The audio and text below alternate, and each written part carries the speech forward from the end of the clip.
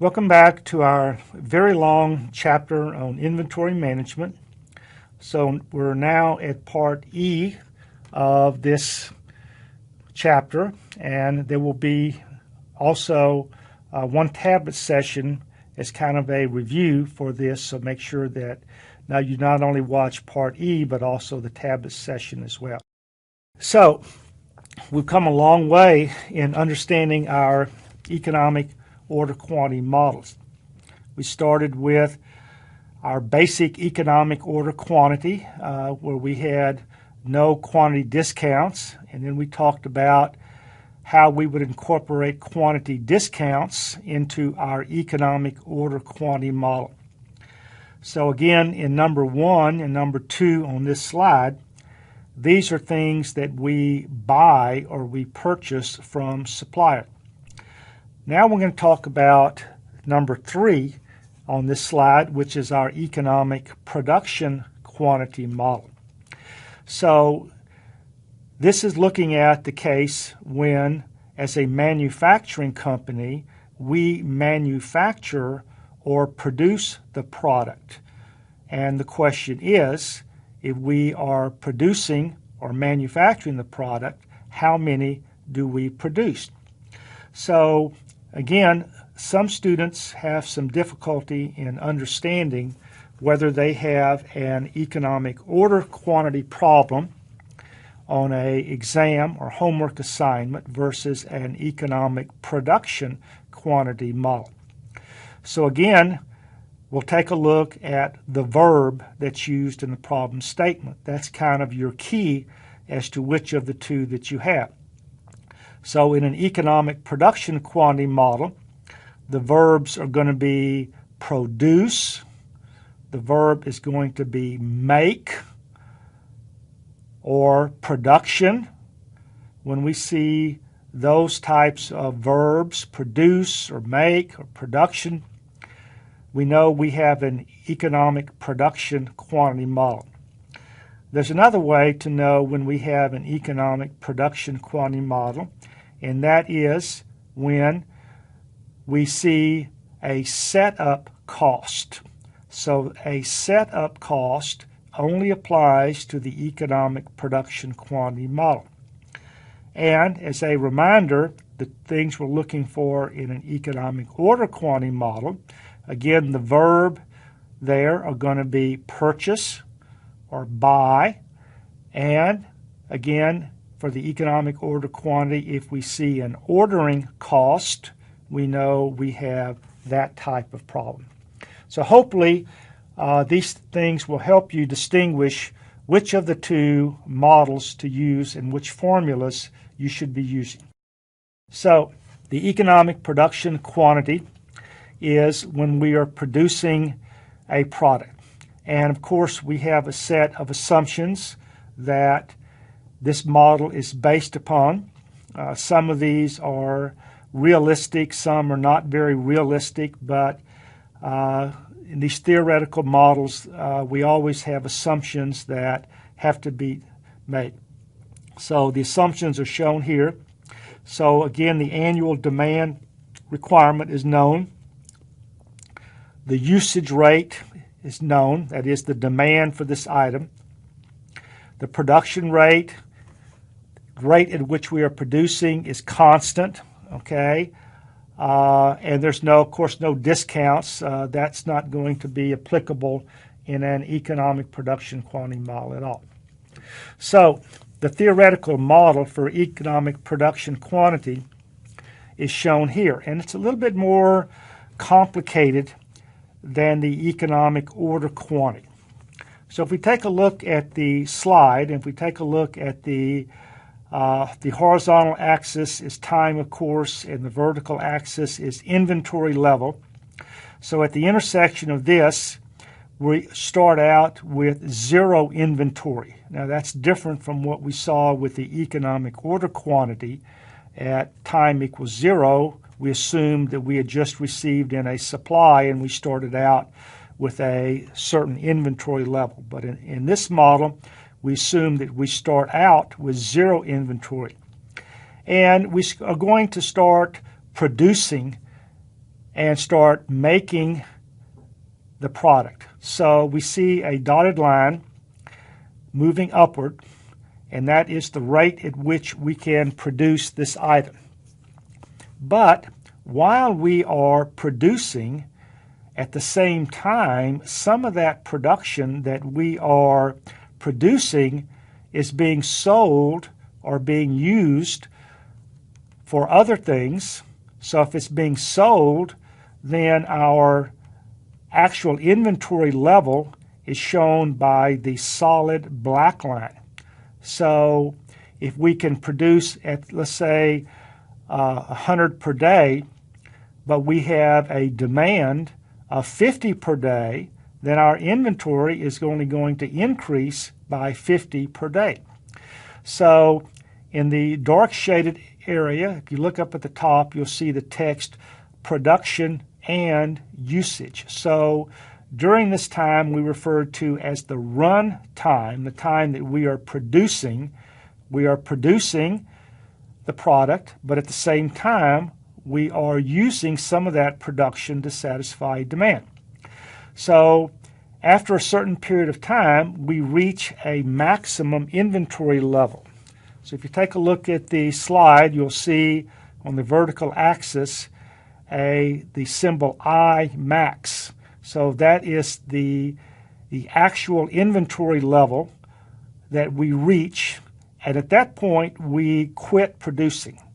We stop making the product, and we're going to take the inventory that we have at that point and just start selling it off. So from that point on, we call this our usage only. So we're not producing, we're just selling it off, and the inventory level is going to start to go down. And eventually we're going to run out of inventory. So when the inventory reaches zero, then we're going to start all over again. We're going to start producing, and while we're producing, we'll be using some of that inventory. We're going to reach a maximum level, quit producing, and only start selling it off. And we'll continue the cycle throughout the year. So this is the theoretical model of the economic production quantity model. So the formulas for calculating the total cost of this inventory is shown in this formula here. It's very similar to the total cost formula for the economic order quantity model. The only difference is we have the variable max.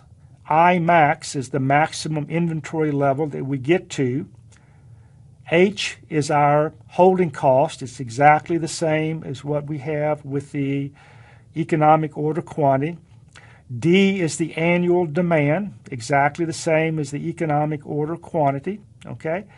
Except S has a different definition in this formula.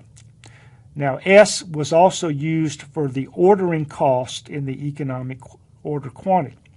We're using the same letter, the letter S, but it has a different definition. And in this example case, the definition of S is the setup cost, the cost to prepare the equipment that is going to actually be doing the production. So we see in the setup cost, the annual demand divided by the Q, which is the economic production quantity. The economic production quantity, what that is going to tell us is how many times per year we're going to have to set up, and then we multiply that times the setup cost per setup.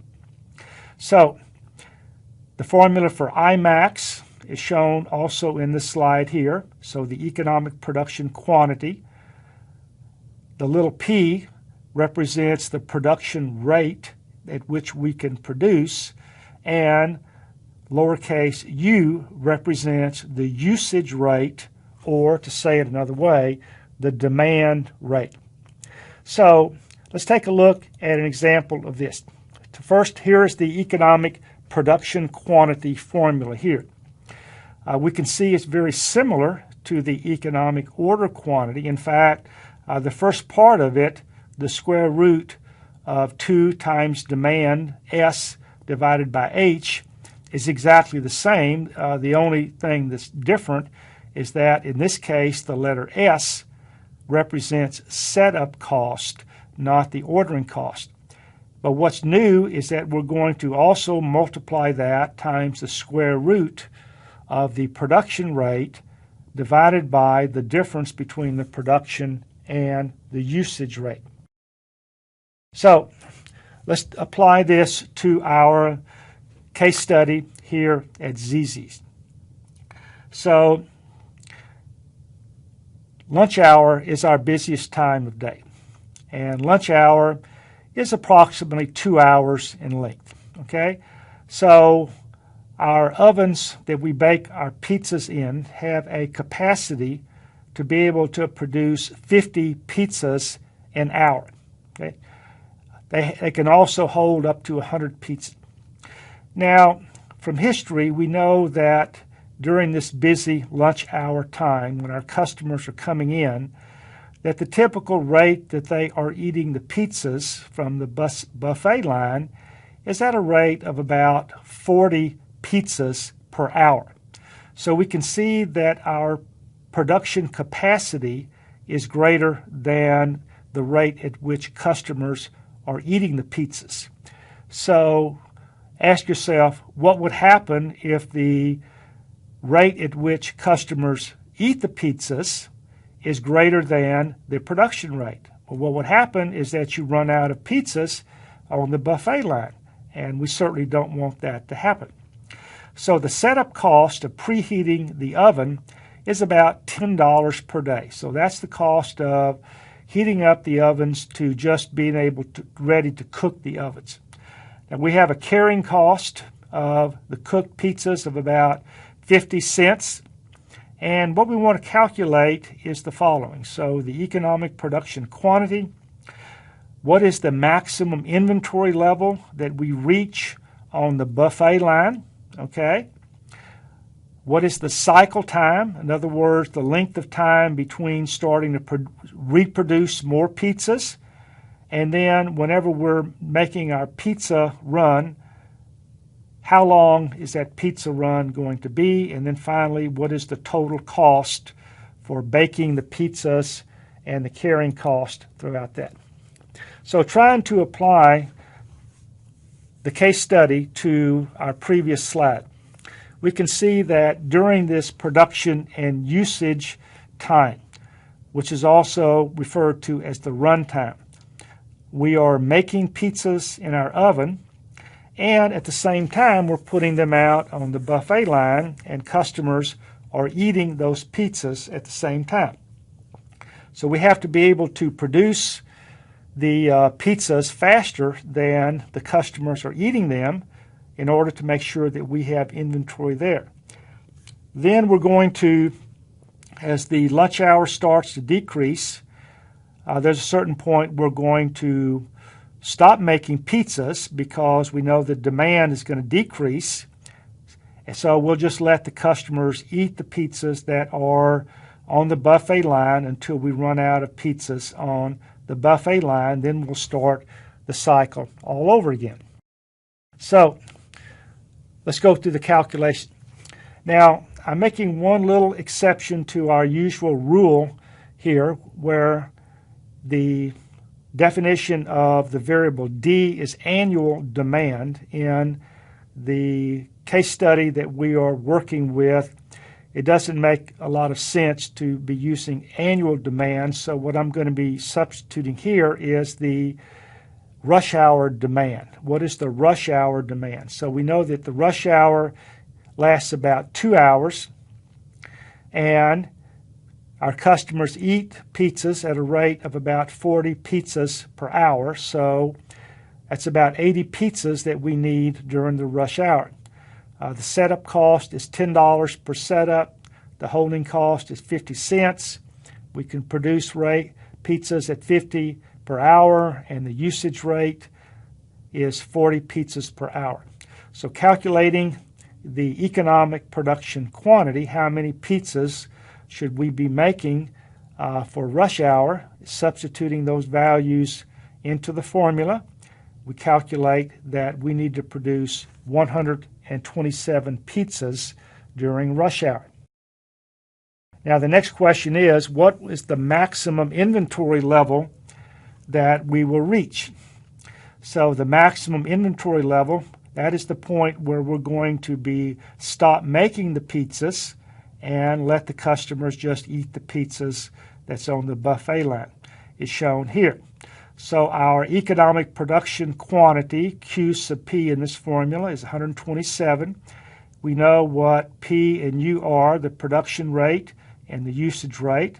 So substituting those values here, the maximum inventory of pizzas on the buffet line will reach 26 pizzas. So that sounds about right if you think about the typical buffet line that you may have gone to before.